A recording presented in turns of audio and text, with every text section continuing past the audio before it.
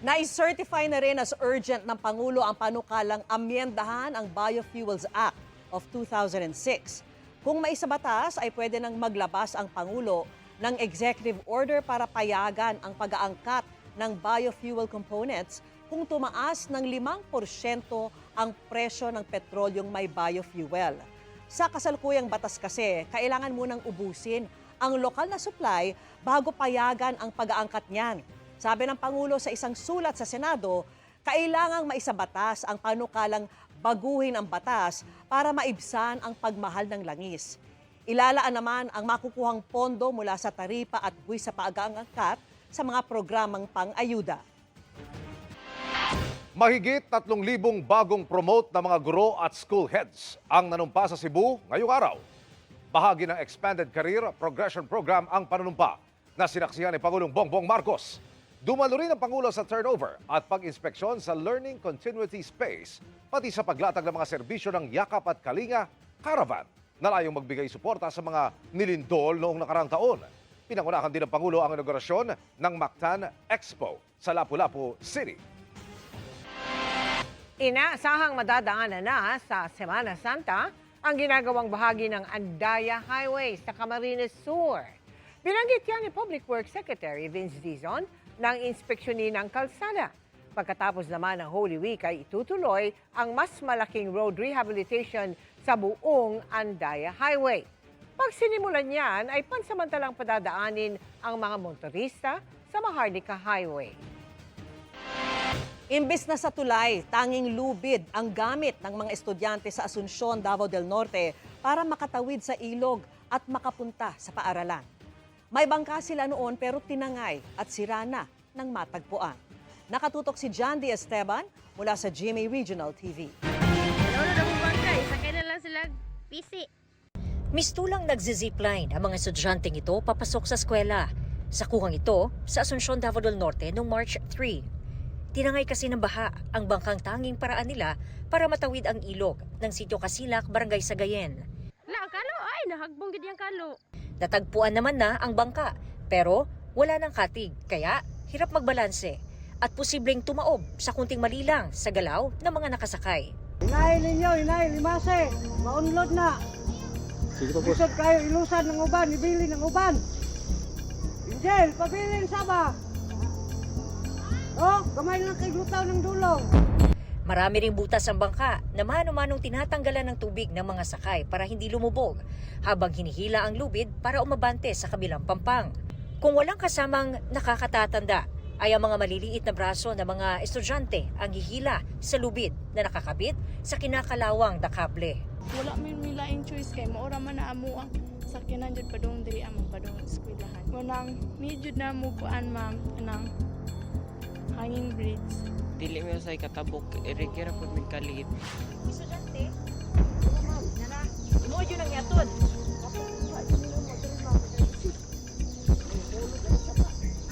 Grabe ang kahadlok, kabalaka, kay basig mayabo. Nga, mo, masundan ng tubig, nga, naong bayani diri, adi ko, basta matungkat na. Sige pa. Dahil sa hirap ng sitwasyon, pinahinto na muna sa pag-aaral ang 4 na anak ni Rosalinda na may special needs. Iundang na lang mag-eskwela ma'am tungod sa ilang sitwasyon nga maglisod jud ko.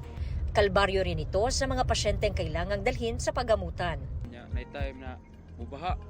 Eh, siyempre, yung choice me, kinanglan mo lang me para lang yun ang pasyente makatabok. Gayon din sa mga naghahatid na mga ani na mga magsasaka. Bangka ang lisod kay mabukuan mo liya. Matumba, mayabo pa og daghang karga. Ugay na namo yan doon. Pagyanan diri kay kung sa mga kalisod na mo. Mula sa GMA Regional TV at GMA Integrated News, John D. Esteban, nakatutok 24 oras. Nagliyab ang isang dump truck na may kargang krudo habang binabaybay ang isang kalsada sa bayan ng Barira, Maguindanao del Norte.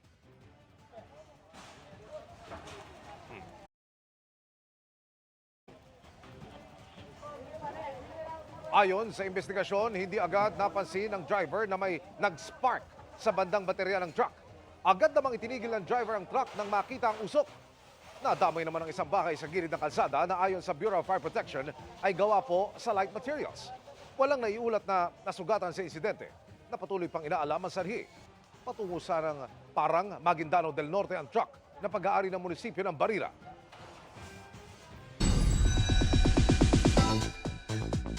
Her story has been made sa 98th Oscar Award sa pagkapanalo ng isang may dugong Pinay. And the Oscar goes to Sinners, Adam Giraldo. Winner ng Best Cinematography ang PhilAm na si Autumn Duralde Arcapao para sa pelikulang Sinners. Historic ang win na ito dahil siya ang first woman of color at first woman of Filipino heritage na nanalo sa kategoryang ito. A lot of little girls that look like me will sleep really well tonight because they'll want to become cinematographers. And I know that, I'm here. Wasak at tumaob ang isang SUV matapos mangga sa poste ng arko sa Sharif Aguac, Maguindanao del Sur.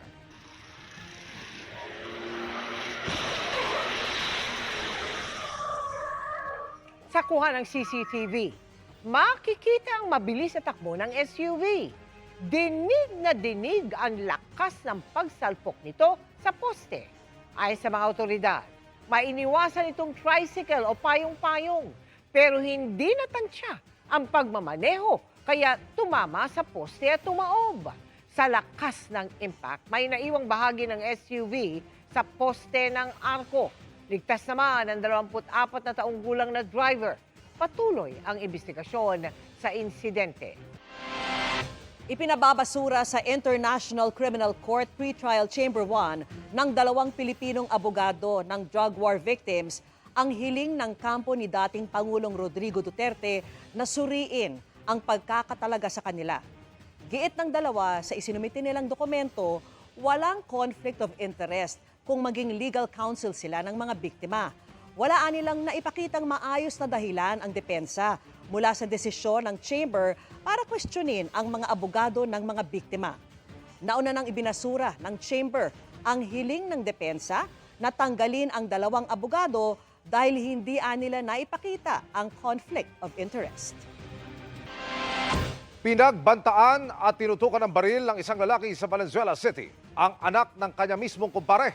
Ang krimen, nag-ugat umano sa tamang hinala. Nakatutok si James Agustin.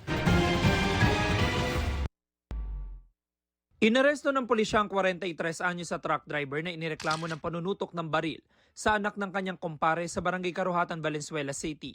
Ayon sa pulisya, naglalakad ang 23 anyos na biktima nang kumprontahin ng sospek. Tinanong ng ating biktima kung bakit at bigla na lamang nagalit yung ating suspect at sinabi na bistado ka na.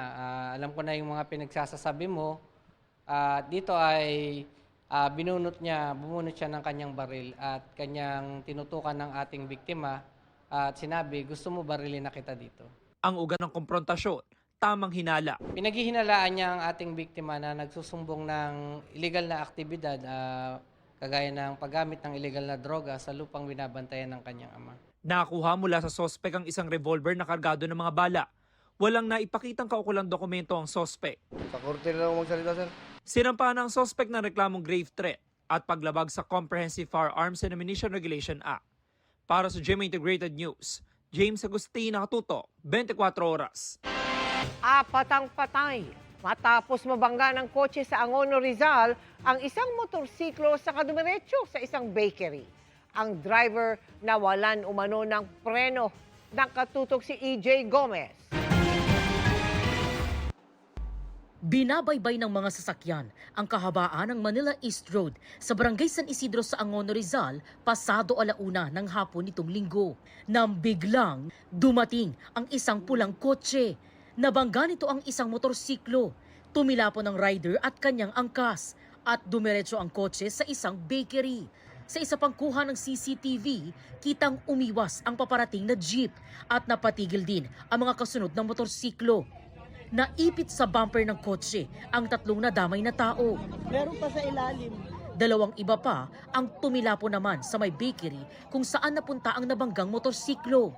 Nung dumaan yung sasakyan, bilis. Talagang mabilis. biglang bumulusok ng ganun. Allegedly, nawala ng preno yung driver, pabulusok pababa hanggang sa magdire-diretso siya, tasalpok niya yung mag-boyfriend na nakamotor, tapos dire-diretso rin dun sa naka-standby at saka yung namimili dun sa bakery na 2 bata. Sa lakas ng impact, nasira at nagkayupi-yupi ang bumper at unahang bahagi ng sasakyan. Nagkabasag-basag din ang windshield nito. Dead on the spot, ang 69 anyos na babaeng homeless. Isinugod sa ospital ang 4 na iba pang biktima. Namatay rin kalaunan ang biktimang 15 anyos na binatilyo. Sinubukan namang i-revive ang 26 anyos na babaeng rider pero binawian din siya ng buhay. Nasawi rin kaninang madaling araw ang 23 anyos niyang kasintahan na kanyang angkas. Nakaligtas naman ang 13 anyos na binatilyo na nagtamo ng ilang bungi sa ngipin at mga galos. Labis ang hinagpis ng mga kaanak ng mga pumanaw na biktima. Kwento nila, bumiyahe ang magkasintahan para sana dumalo sa isang birthday party sa Tanay Rizal nang maganap ang aksidente. Sobrang malapit po sa akin, dalawang hindi. Sobrang malaki po yung panginayang namin na wala na yung dalawa kasi sobrang mabait po yung dalawang yun. Kakamatay lang kasi ng nanay niyan. So, ang papa niya, senior citizen na. Meron siyang 1-year-old na anak. Ngayon, si Ella, biglang nawala. Siya yung breadwinner sa kanila. Kaya parang ang bigat, mabigat. Inaresto ng pulisya ang 66 anyos na babaeng driver ng kotse. Sinubukan ng GMA Integrated News na kunan siya ng pahayag pero tumanggi siyang humarap sa kamera. Ngayon lang sabi niya na nawalan siya ng preno hanggat sa na out of control na siya sa kanyang minamanayang sasakyan. Naharap ang driver ng kotse sa reklamong reckless imprudence resulting in multiple homicide and serious physical injuries. Para sa GMA Integrated News, EJ Gomez, nakatutok 24 oras. Aprobado na sa Kamara ang panukalang bigyan ang Pangulo ng kapangyarihang pansamantalang suspindihin ang oil excise tax. Yan ay para maibsan ang pagmahal ng mga produktong petrolyo. Nakatutok si Mariz Umali. Bago ang nakaambang panibago na namang pagtataas ng presyo ng produktong petrolyo bukas, inaprubahan ng Kamara sa ikatlo at pinal na pagbasa ang House Bill 8418 o ang panukalang batas na magbibigay kay Pangulong Ferdinand Marcos Jr. ng kapangyarihang pansamantalang suspindihin ang pagkolekta ng excise tax sa produktong petrolyo sa panahon ng mga emergency. Sa plenary session ngayong Lunes, 247 na mambabatas ang bumoto pabor sa panukalang batas na naglalayong amyendahan ang Section 148 ng National Internal Revenue Code of 1997. 3 mambabatas naman ang bumoto laban dito habang walang nag-abstain. Sa mga bumoto pabor at kontra sa panukala, kapwa sinasabing hindi sapat ang hakbang bilang solusyon sa problema. Remove excise taxes and VAT on oil and basic commodities permanently. Beyond this, the real long-term solutions are regulating the downstream oil industry, isa-centralize yung procurement ng oil, or even renationalizing Petron. Hindi sapat na bigyan lang natin ng kapangyarihan ng Pangulo na suspendihin ang excise tax. Kasabay nito, dapat bigyan din natin ng agarang tulong ang mga sektor na lubhang maapektuhan ng krisis na ito. Nag-caucus naman ang mga senador para pag-usapan ang emergency powers na hinihingi ng Malacanang. Ayon kay Senate President Tito Soto, nais daw nilang maipasa ang kanilang counterpart measure sa pinakamadaling panahon. Isa raw sa pag-uusapan kung i-adopt na lang ng Senado ang House version para hindi na magkaroon ng bicameral conference committee meeting. Para sa GMA Integrated News, Mariz Umali, nakatutok 24 oras. Umakyat sa halos 3 milyon ang mga Pilipinong walang trabaho base sa pinakahuling labor force survey ng Philippine Statistics Authority nitong Enero. Asahan daw na madadagdagan yan sa mga susunod na buwan, resulta ng giyera sa gitnang silangan. At nakatutok si Darlene Kai. Mabigat ang pasanin ngayon ng dating OFW na si Maria. Hirap siyang humanap ng trabaho rito sa Maynila. Namatay pa ang asawa niya noong nakaraang taon. Ngayon, mag-isa niyang itinataguyod ang 3 anak. Mahirap, lalo na sa akin kasi syempre walang income. Ang mahal ng pamasahe, di ba? Tapos from Quezon Province pa ako. So, kailangan mo talaga ng budget. Bumiyahe siya pa Quezon City para lumahok sa job fair ng DMW Department of Migrant Workers. Dito namin nakilala si Rowena. 6 na buwan na raw siyang walang trabaho. Sa experience ko po is sobrang hirap kasi sobrang daming tao rin po na kagaya ko na naghahanap ng trabaho kaya sobrang hirap po. Parang kumbaga po is paunahan po na maghanap ng trabaho. Kabilang sila sa halos 3 milyong Pilipinong walang trabaho base sa pinakahuling labor force survey ng PSA o Philippine Statistics Authority. Halos 800,000 ang nadagdag kung ikukumpara sa parehong panahon noong nakaraang taon. Ito na raw ang pinakamataas na bilang ng mga walang trabaho mula June 2022, panahon ng pandemya. Maraming dahilan pero isa dyan may mga nawalan din daw ng trabaho matapos pumutok ang flood control scandal. Inaasahan raw ng Philippine Statistics Authority na madaragdagan pa ang bilang ng mga walang trabaho sa mga susunod na buwan.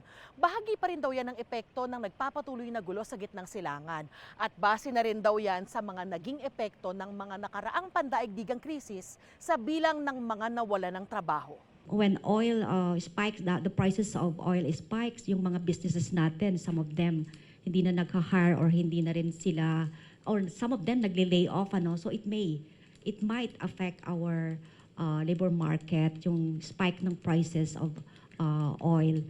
So both, kasi yung mga na-repatriate din, babalik sila dito, so they will become part of the labor force. Ayon sa isang ekonomista, kawing-kawing ang epekto nito. Dahil nga bumagal ang economy, yung ating ng pagbagal, yung ating GDP growth rate na 4.4%, parang may pandemya. Kaya maasahan din natin na ang mga labor statistics natin, yung employment, yung unemployment, underemployment, magiging malala. Ngayon, hindi pa lumalabas yung datos na ipapakita yung epekto ng Middle East war, mas malala pa yon. So ngayon, malala na ito. Sa isang pahayag, sinabi ni Department of Economy, Planning and Development Secretary Arsenio Balisacan na patuloy daw ang gobyerno sa pagresponde at pagsuporta sa mga apektadong manggagawa. Para sa GMA Integrated News, Darlene Kai, nakatutok 24 oras. Sumabak na sa acting si Eman Baco sa Pacquiao via his guesting sa GMA Prime series na Never Say Die. Mainit naman ang naging pagtanggap sa kanya ng cast kabilang syempre si Jillian Ward. Makichika kay Aubrey Carampel. The big guy is here. Kahapon, dumating ng Manila si Eman Baco sa Pacquiao mula sa Davao para mag-guest sa GMA Prime series na Never Say Die. Excited nga raw siya dahil pinanonood daw niya ang serye. Actually, nanonood po ako ng Never Say Die nung episode 1 pa lang, nung pagka-release pa lang kasi nandun sila Jillian, sila Rahel Birria. Ngayong araw, mainit ang naging pagsalubong kay Eman pagdating niya sa set ng Kapuso Action Drama Series. Isa sa mga nag-welcome kay Eman, ang bida sa serye na si Jillian Ward na nagsabit pa ng garland kay Eman. Naroon din si Rahel Birria na nagbigay naman ng bulaklak sa mommy ni Eman. Kumusta naman kaya ang kanyang unang sabak sa pag-arte? Siyempre, kinakabahan din po ako habang ginagawa yung mga acting na yun. Tsaka excited po ako kasi siyempre ito po yung first acting project po. Bago yan, inimbita ni Eman si Jillian para manood ng kanyang boxing match sa Bohol. Nauna na ring sinabi ni Jillian na gusto rin niyang magkatrabaho si Eman sa isang proyekto. Kaya si Eman, looking forward nang maka-eksena si Jillian at ang iba pang cast. Excited po ako na makatrabaho pa ang mga ibang artista. Soon ay mapapanood na si Eman sa Never Say Die at bilang patikim daw sa kanyang role, magagamit daw niya ang kanyang pagiging boksingero. Mas mabuti po na abangan nyo na lang po at saka napaka-exciting po nito kasi ito po yung first acting project po. Aubrey Carampel, updated sa showbiz happenings. Dinarayo ng ilan ang mala aircon ngayong ginaw sa Tanay sa Rizal na perfect sabayan ng mainit na kape at magandang tanawin. Ang malamig na panahon, bunsod pa rin ng umiiral na amihan. Nakatutok doon live si Mark Salazar. Mark? Mel, napaakyat kami dito sa Tanay Rizal para maki-experience sana ng kanilang 16 degrees Celsius, yung pinakamaginaw na naitala nila ngayong amihan season. Mabuti na lang, Mel, at hindi namin dinatnan yung 16 dahil ito 19 degrees lang kami, hindi namin kinakaya kasi hindi kami handa. Walang pagkakataon ngayong maghapon na nakatikim ng init ang mga taga Tanay Rizal. Pagdating nga namin dito, bandang alas 2 ng hapon kanina, may areas na 19 degrees Celsius na ang lamig. Ang saya para sa mga gaya naming dayo. Pero ang mga taga rito, minsan dinaraing na rin ang sobrang lamig. Hindi ho kami nakakatikim ng init dito. Ang sakit sa buto, nangangawit na yung mga buto mo sa lamig. Masaya naman po, kaya lang siyempre nahihirapan nga pag may edad ka na, mahirap na. Pero pag sa Metro Manila ka pumunta, yan lakad, maayos. Pero pag dito talagang nahihirapan ka. Hindi naman ganun kalayo ang Tanay Rizal sa Metro Manila, di ba? Pero bakit mas malamig lagi ang Tanay Rizal kaysa Metro Manila? Dahil daw yan sa dalawang bagay. Una, talagang mataas namang lugar ang Tanay Rizal. Few hundred meters above sea level kumpara sa Metro Manila. At meron silang Sierra Madre. Yan ang humaharang ng mainit na hangin na nanggagaling sa Pasipiko at siya ring nagtatrap ng malamig na hangin ng amihan kapag panahon ng amihan. Maraming rider talaga na umaakyat sa Tanay, hindi lang dahil sa dinarayo nilang Marilake Highway, kundi kapi-kapi rin sa mga ridgeside view ng Rizal facing Sierra Madre. Dumayo lang po kami dito para magpahangin kasi day off naman po ngayon eh. Mas malamig po dito ang init sa Taguig. Parang lang po namin parang pangtanggal stress pag sa trabaho. Hinahabol lang namin yung lamig kasi magsa-summer na Gumagala pa rin kahit halos magdoble na ang presyo ng gasolina. Kung magrereklamo sa taas ng gasolina, edi parang di mo na-enjoy yung katulad nito, ito hilig namin. Hindi na lang kami lalabas ng bahay dahil mahal yung gas. Ito po, yung frozen na repolyo as in frozen talaga. Sa Benguet naman, ikalawang araw na ng pagyeyelo ng ilang pananim na repolyo dahil sa matinding lamig.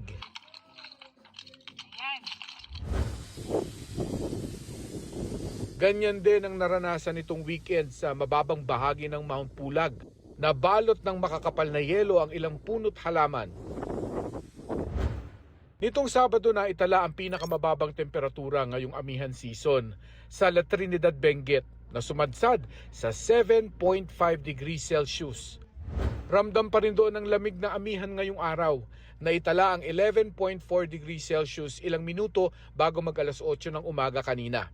Pero mas mababa sa City of Pines, Baguio City, na 10 degrees Celsius kaninang 4:50 a.m. Nag 14.4 naman sa Malaybalay, Bukidnon. Kahapon naman, naitala ang pinakamababang temperatura sa Metro Manila ngayong amihan season na 17.1 degrees Celsius sa Quezon City.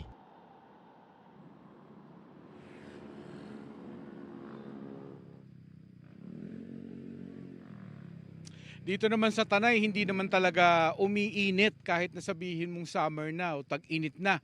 Dahil dito mahangin naman talaga at saka kahit pa paano marami-rami pang puno. Hindi kagaya dyan sa Metro Manila, puro bato, konti ang puno. Mel. Maraming salamat sa iyo, Mark Salazar.